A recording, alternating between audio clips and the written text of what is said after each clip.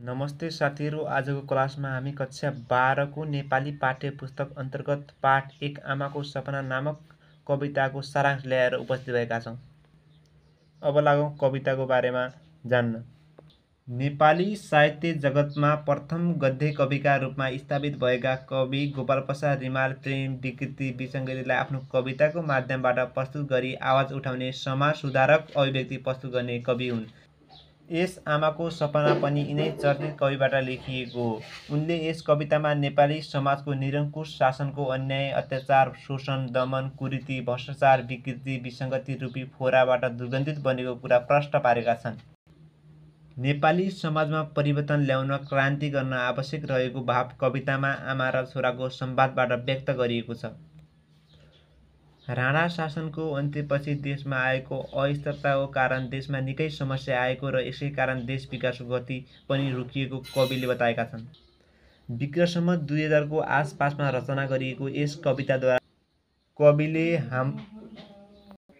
हाम्रो समाजमा राजनीतिक दुर्गन्धको जालमा फसिरहेको अवस्थामा रहेकोले त्यसलाई स्वस्थ तुल्याउन क्रान्ति गर्न पर्ने सन्देश व्यक्त गरेका छन्। शोषण, अत्याचार, दमन, कुरीति, विकृतिबाट पीडित भएकी नेपाली आमाले परिवर्तनको आशा भावी सन्ततिबाट राखेको कुरा कवितामा आशावादी ढङ्गले प्रस्तुत गरिएको पाइन्छ। आफूले निरन्तर पाइरहेको वेदनाको कारण अब जन्मिने हरेक सन्तानलाई वीर साहसी योद्धाका रूपमा हेर्ने अभिलाषा नेपाली आमाले राखेकी छिन्। तर त्यस किसिमको परिवर्तन आफ्नो वर्तमान सन्ततिबाट नभई आफ्नो भावी सन्ततिबाट मात्रै हुने र आफूले मुक्ति पाउने सशक्त भाव व्यक्त गरेकी छिन्। आमा र छोराको संवादबाट यस कवितामा कविले नेपाली समाज निरङ्कुश शासनको कारणले अन्याय र शोषणमा परेको बताएका छन्। राजनैतिक अस्थिरताका कारण देशमा निकै समस्या आएको र यसको कारणले देशको विकासको गति रोकिएको कुरा कविले बताएका छन्।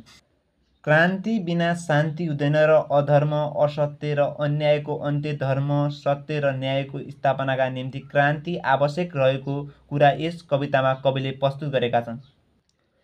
एक न एक दिन क्रान्तिको आँधीबेहरी तुफान आई कुलरात्रिको अन्त्य भई सुनौलो बिहानीको आगमन भएरै छाड्छ भन्ने कठोर सत्यलाई नेपाली आमाको माध्यमबाट यस कवितामा व्यक्त गरिएको छ। सरकार राम्रो नभएको हुनाले देशमा हिंसा, हत्या, अत्याचार बढेको र देशलाई स्वस्थ बनाउनका लागि क्रान्ति आवश्यक भएको कविले बताएका छन्। तत्कालीन समयका युवालाई कविले कविताको माध्यमबाट अहिलेको पिँढीमा वीरताको कमी भएको भन्दै सचेत पारेका छन्। अबका पुरातालाई नयाँ जोश र जागरले नै देशको क्रान्ति ल्याउन र देशको मुहार फेर्नका लागि कविताबाट आग्रह गरिएको छ। अन्ततः यस कवितामा कविले आमाको रूपमा नेपाली आमा र छोराको रूपमा जनतालाई देखाउन खोजेका छन्। नेपाली आमाले आफ्नो जनताबाट वीरताको अपेक्षा गरेकी छिन्। वर्तमानको जनताबाट आफूले आश गरेको पाउन नसकेपछि नेपाल आमाले अब आउने भावी सन्ततिहरूमा क्रान्तिको चेतना हुने र बिहानको सूर्य क्रान्तिको किरण छर्दै देशलाई राम्रो दिशातर्फ मोड्ने कुराको आशा गरेकी छिन्। यति भन्दै यस कविता टुङ्गिन्छ। हाम्रो च्यानललाई सब्स्क्राइब गरिदिनु होला।